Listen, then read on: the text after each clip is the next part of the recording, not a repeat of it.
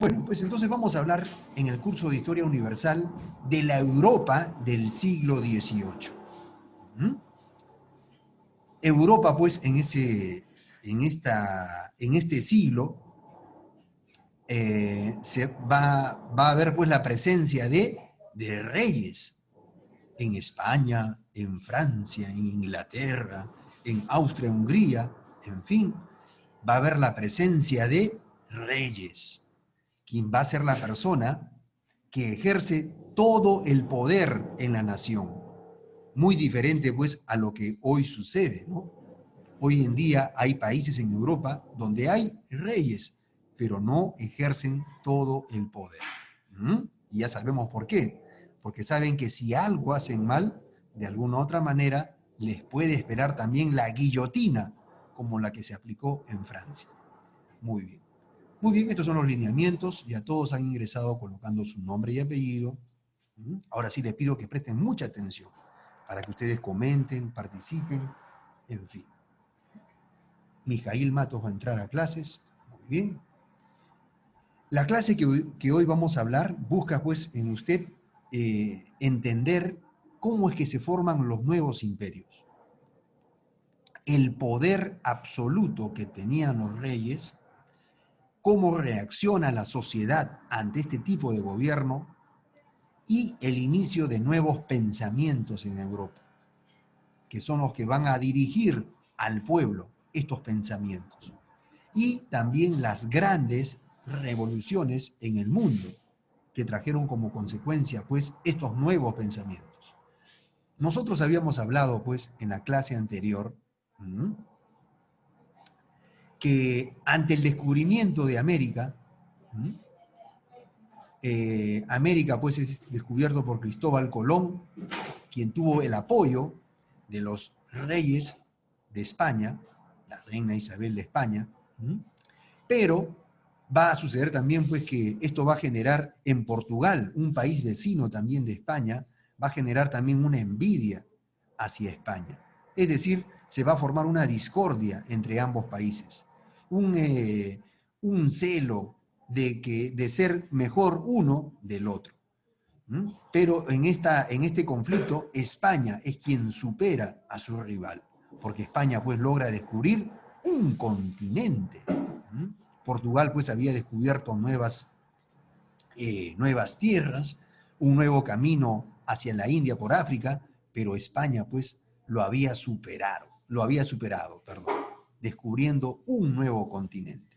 Entonces, España, gracias a todas las riquezas que provenían pues de América y exactamente pues provenía del imperio incaico, del Tahuantinsuyo. Todo ese oro, esa plata y todo hacen pues que España en el siglo XVI sea pues una nación poderosa. Siglo XVI estamos hablando pues a partir del año 1500 para adelante, hasta que finaliza ese siglo XVI. Entonces España se convierte en una de las principales naciones en Europa, en este siglo.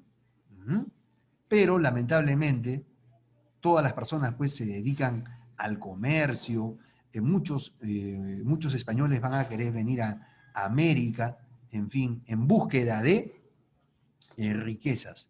Y entonces van a descuidar los campos de agricultura de España, sus industrias, y con el tiempo pues España nuevamente entra en una decadencia. Pero aquí sucede algo en Europa.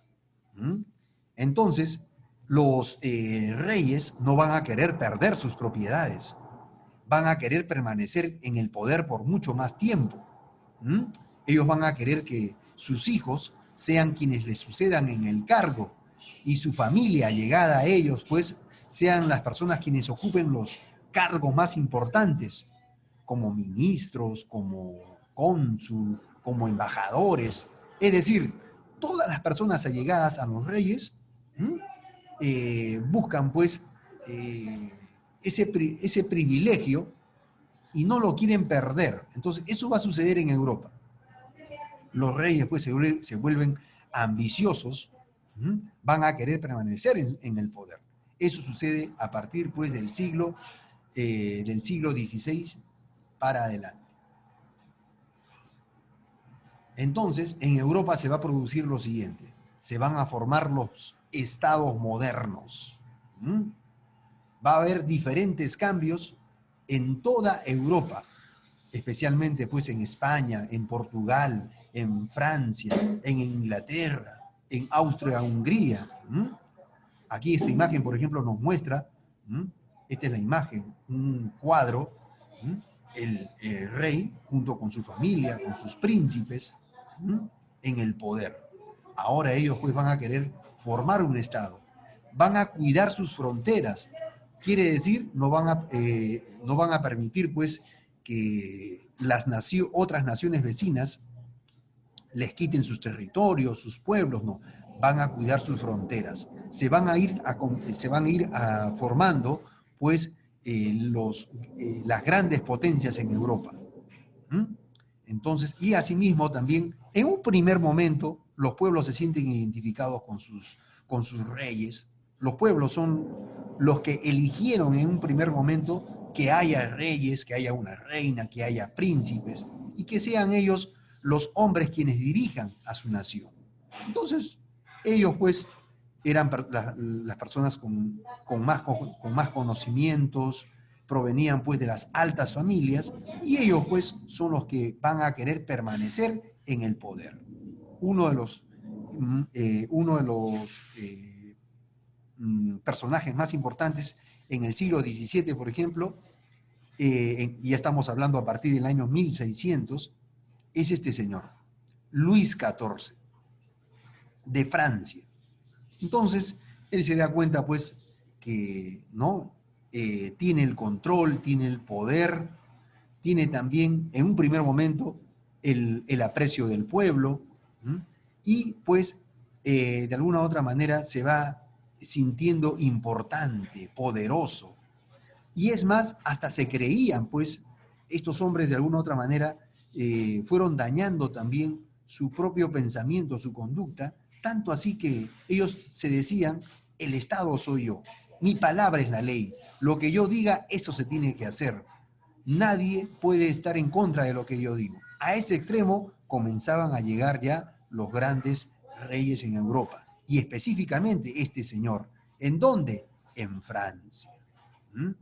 Y este señor pues convierte a Francia en una gran potencia en el siglo XVII. Siglo XVII empieza a partir del año 1600 y aquí está. Este hombre permaneció en el poder de Francia por más de 72 años, imagínense, en el poder. E hizo pues que Francia sea una nación poderosa y una gran potencia. Bueno, hasta ahí todo estaba bien, ¿no? Aquí tenemos una imagen que nos muestra, por ejemplo, cómo era Europa, pues, este es en el siglo XVIII ya. Aquí vemos Francia, miren. Francia ya consolidó sus fronteras, como habíamos dicho. Entonces, España también ya consolida su frontera. Quiere decir, hasta aquí nomás, no pasa ni un francés igual manera. De esta manera, Francia también controla sus fronteras, como habíamos dicho hace un momento. Inglaterra, pues, era una isla, ya tenía sus límites ya establecidos. También Portugal establece sus fronteras de España, aquí está. Muy bien. Entonces, es así como se forman estos grandes imperios, gobernados ¿por quién? Por reyes, emperadores. Muy bien, hasta ese momento, pues, el pueblo de alguna manera apoyaba, quería a sus reyes, y entonces Europa en el siglo XVIII, ojo, en el siglo XVIII, es un siglo de crecimiento. Quiere decir, pues, va a haber un desarrollo económico, va a haber bastante, una de ellas pues va a ser la agricultura, las industrias van a aparecer en este siglo XVIII, pero sin embargo en el siglo XVIII va a suceder algo. Lo concerniente a la política, lo que concierne pues a la organización social política, los que van a estar en el poder van a querer permanecer en el poder. No va a haber ninguna transformación. ¿Ya? Entonces, y va a aparecer el absolutismo. Presten atención a esta palabra. Absolutismo va a aparecer en Europa. Quiere decir que el emperador o el rey va a comenzar a ganar más poder, va a tener más poder, perdón, va a tener más control en las instituciones, en la iglesia, en el pueblo. Como habíamos dicho, ahora su palabra se tiene que cumplir al pie de la letra. Entonces, esto comienza a aparecer en el siglo XVIII. Entonces, aquí vemos también que el absolutismo, aquí vemos una corona de un rey. ¿Qué es el absolutismo? Ya que estamos hablando de esos emperadores, de esos reyes, es un gobierno absoluto, en el cual el poder está solamente en una persona, miren. En una persona está todo el poder. Y aquí también sucedía algo. Él no tenía que rendir cuentas a nadie. Él podía gastar el dinero como él le placía. Él podía, pues, darle el dinero de un país a su familia, a sus allegados, a sus amistades, en fin, pero él no tenía que rendir cuentas a nadie. Algo, pues, que no sucede hoy en día. Por ejemplo, en el Perú, el presidente, pues, siempre está controlado por el Congreso de todo lo que gasta, en qué invierte, y si es que el dinero que él está manejando lo destina para algún familiar, entonces puede ir preso. Eso sucede hoy en día. Pero en estos tiempos del absolutismo, no. Él no tenía que dar cuentas a nadie, como dice aquí, ni a la sociedad, peor al pueblo, al campesino, a la nobleza, no le tenía que dar cuenta de nadie. Entonces, y es más, tanto así quiere hacerse poderoso el emperador, hasta quería controlar pues la iglesia, todas las instituciones eh, tenían, ya él lo tenía el control. Y asimismo, y aquí va algo también muy importante, el emperador, el rey, va también a someter a la nobleza. ¿Mm? ¿Quiénes eran la nobleza? Eran aquellos pues que estaban debajo de la familia y de las amistades más importantes y de los cargos más importantes en un país. La nobleza pues estaba conformada por los hombres intelectuales, los burgueses, los grandes comerciantes. Entonces ellos no van a poder, no tienen la oportunidad de asumir algún cargo, la nobleza.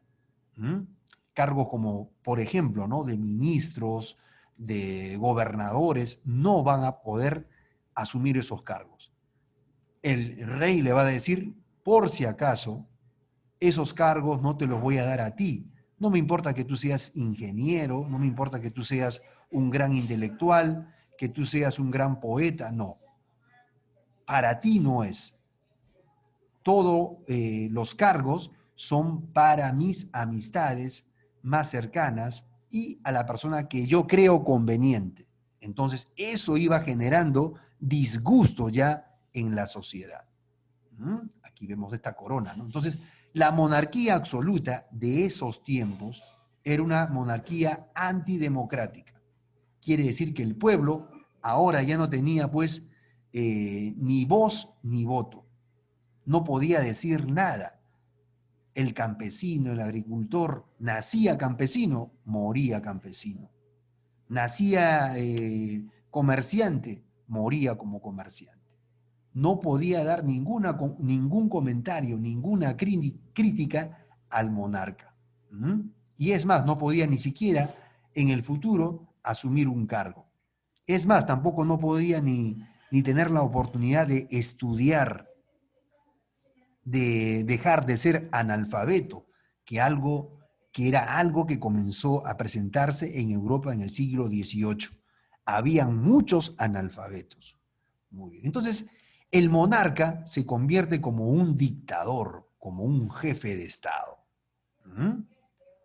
Entonces, a eso monarquía absoluta, absolutismo significa pues que está en contra de la democracia. Todo el poder lo tiene el monarca. Muy bien. Entonces, así era la organización en aquellos tiempos en Europa, en el siglo XVIII. Aquí, a la cabeza estaba el rey, los privilegiados, los príncipes. Y miren, ¿quién estaba aquí? Estaba pues también la Iglesia Católica, que siempre pues ha estado cerca al poder. También estaba pues todos los parientes más allegados, los grandes privilegiados, miren, eran pues los que estaban debajo del rey. Debajo de ellos estaba pues la nobleza, aquellos intelectuales que no podían ocupar ningún cargo. Y por último lugar pues estaban los campesinos, los vendedores ambulantes, los agricultores, en fin. Todas estas personas en su gran mayoría eran pues analfabetas, con faltas de conocimiento, con faltas de aportes culturales. Prácticamente en Europa pues comenzó a haber una decadencia en la gran mayoría de su población. Solamente una pequeña parte era la favorecida en la cultura y en la educación. Así era Francia, así era pues la monarquía absolutista. Entonces todo este pueblo pues de alguna u otra manera va a aparecer. Aquí está, este es el famoso pues Luis XIV, ¿no? Un hombre pues que siempre cuidaba de la corona. Él siempre estaba atento si es que su corona estaba en peligro, si es que lo podía perder. ¿Qué hacía? Miren la forma de vestirse del monarca de aquel tiempo. Miren este traje, miren esta capa, miren. Miren esta capa, cómo se cubría. Miren esa fineza, miren. Se colocaba pues aquí como era, bueno, en aquel tiempo el emperador se colocaba algo parecido como un pantis, unos zapatos bien finos, su bastón, su espada, miren, miren el tipo de peinado que se hacía el monarca, miren. Miren estos bordados. Entonces, esta vida de lujos no solamente la tenía él, también lo tenía su esposa, sus príncipes, sus hijos, sus ministros.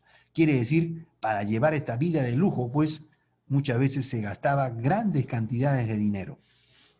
¿Alguien le podía decir algo? Nadie le podía decir nada porque él no rendía cuentas a nadie.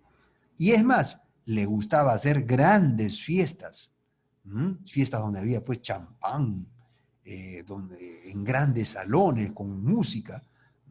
Así vivía pues el monarca. Como dice aquí, él solamente daba los cargos más importantes pues a personas allegadas a él. Y también pues en aquellos tiempos Francia pues coge un esplendor, ¿no? Un esplendor. Vivir en Francia era una vida de lujo. El que vivía en Francia, pues, el que vivía en la capital, París, era una vida de lujo. ¿Por qué? Porque este señor, pues, había convertido así Francia. Grandes bordados, grandes vestidos, en fin, materiales lujosos, en fin, eran pues, todo esto era hasta con hilos de oro y de plata. Imagínense los lujos de aquellos tiempos en Francia. Pero ¿cómo estaba el pueblo? Ignorante, falta de educación, olvidado, prácticamente pues no había un crecimiento en el pueblo, ¿ya? Entonces, el absolutismo, como hemos dicho, apareció en Francia, España, Portugal, Inglaterra y, en fin, en estos lugares que vemos aquí. ¿Qué sucede con este absolutismo? ¿Va a pasar algo? ¿Alguien va a decir basta ya de estos imperios? ¿Alguien va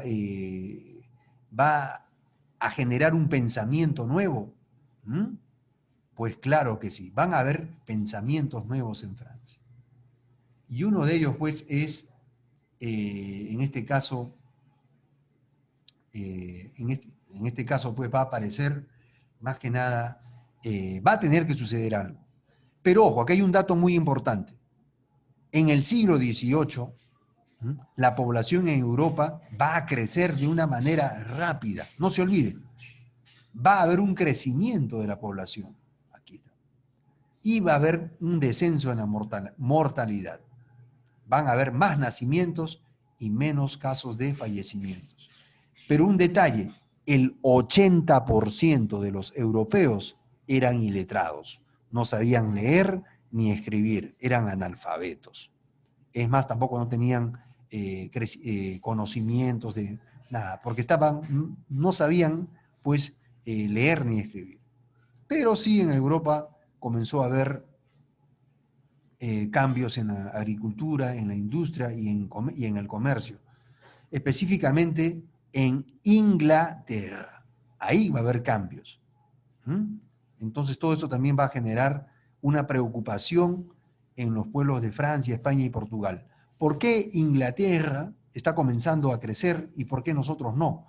¿Por qué? Porque los reyes prácticamente pues se daban la vida de lujo, no les importaba que haya un mejoramiento en el campesino, ¿no? Entonces esto va a generar también un disgusto en países específicamente de Francia. Entonces, este absolutismo, como vemos aquí, ya se vuelve insoportable, ya la gente está cansada ya.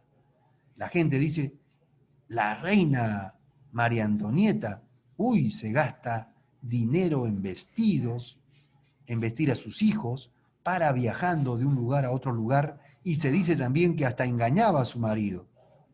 Entonces ellos decían, ¿qué clase de autoridades tenemos nosotros? ¿Mm?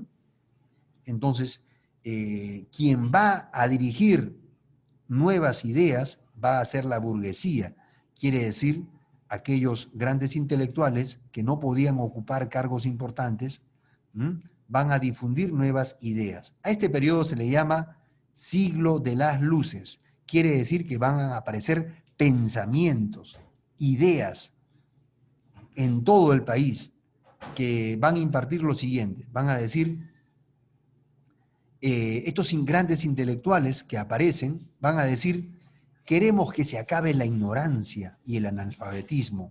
¿Hasta cuándo el pueblo va a seguir ignorante? ¿Por qué el rey no se preocupa en dar educación al pueblo? Entonces, aparecen esos pensamientos. También, también aparecen pensamientos en contra de la Iglesia Católica. Aquel tiempo, pues, la Iglesia Católica también apoyado por los monarcas, decían, pues, aquel que está en desacuerdo con la Iglesia Católica está condenado al infierno. Entonces, y aquel que se opone a la Iglesia Católica va a terminar siendo muerto en la hoguera o en la Santa Inquisición.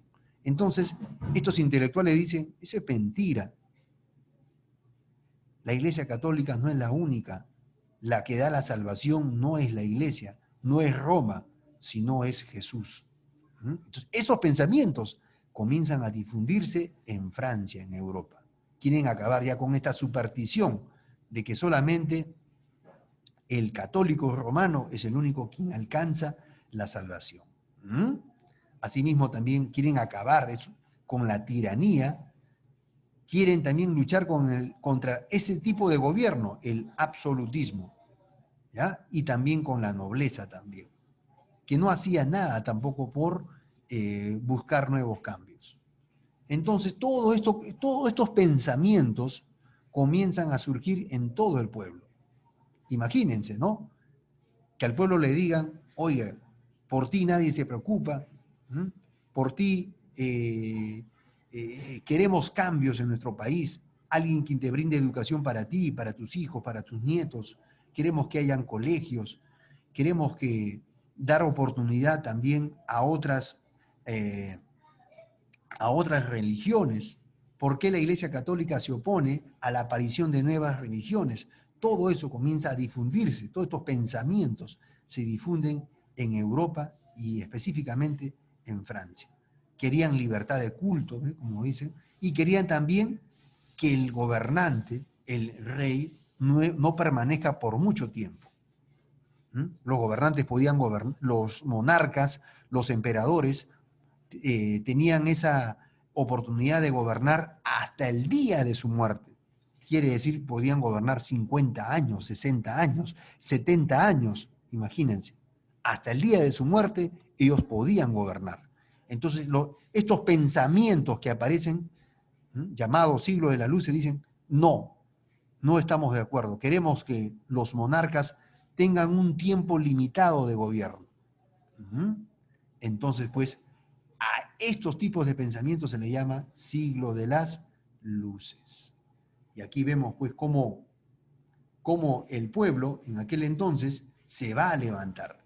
Aquí vemos, pues, a las mujeres campesinas de Francia dirigiendo, pues, ahora los cañones. El pueblo se arma de hachas, de lanzas, de guillotina, en fin, de trinches, en fin. Y quieren sacar del poder a sus jefes, a sus emperadores. A ese periodo más o menos se llama una de las grandes consecuencias que trae estos nuevos pensamientos, es la Revolución Francesa. Como dice aquí, que fue un gran paso hacia la democracia. El pueblo también quería participar en elegir sus autoridades. El pueblo también quería que su voz sea escuchada. El pueblo también exigía educación. El pueblo exigía libertad de culto. El pueblo elegía, pues, el pueblo quería, no quería la opresión de parte de las autoridades. Entonces, el pueblo se va a levantar. Entonces, una de las personas a quien ellos van a querer sacar es al emperador, al monarca. Y aquí vemos pues cómo, ¿no? Hay un enfrentamiento en las ciudades más importantes de Francia. El pueblo frente a los soldados del gran ejército que tenía también en aquel entonces Francia. Entonces, van a dar inicio a la Revolución Francesa. Entonces, una de las grandes consecuencias es la Revolución Francesa. El pueblo toma el poder, captura al emperador, y aquí vemos, ¿no? El pueblo saliendo, miren. Al primer familiar o allegado al monarca, lo llevaban a la guillotina para cortarle la cabeza. Ya no querían que haya reyes, ya no querían que hayan emperadores, ahora querían pues ellos elegir a sus gobernantes. Y ya pues habían cometido muchos abusos como habíamos visto hasta hace un momento. Y entonces es cuando cobra fama la famosa guillotina, que era pues una forma de castigar. Y prácticamente en Francia, con la Revolución Francesa, para ellos pues la condena de la cárcel no satisfacía pues lo que ellos querían. Ellos querían que ya no haya más ni reyes, ni príncipes, ni reina, ni nada. Y esto fue pues el triste final de este rey de Francia, el último rey que tuvo Francia. Va a terminar pues aquí, de esta manera, y después va a ser colocado esta guillotina.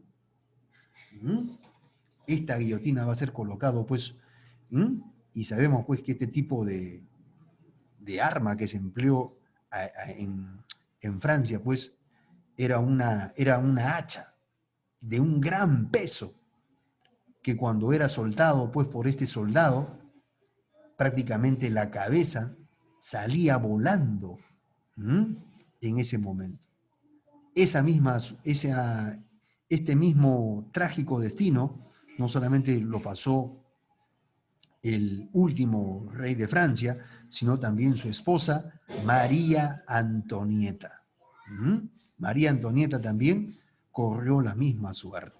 Y así muchas personas importantes de aquel entonces que ocupaban los altos cargos que dirigían Francia terminaron de esta manera, muertos pues en la guillotina. Y vamos a comentar también, tenemos aquí también algunas páginas que nos hablan también acerca de esta forma de castigar a las autoridades. Entonces Francia pasa a ser ahora ya, deja de ser una monarquía. Entonces ahora es el pueblo quien elige sus autoridades.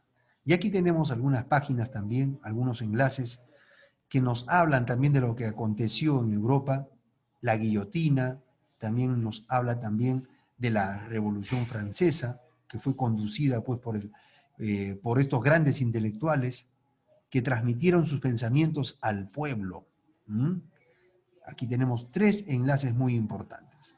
Asimismo, también se han preparado algunas preguntas, actividades también referentes al tema, ¿no? Por ejemplo, hay una referente a lo que hemos hablado.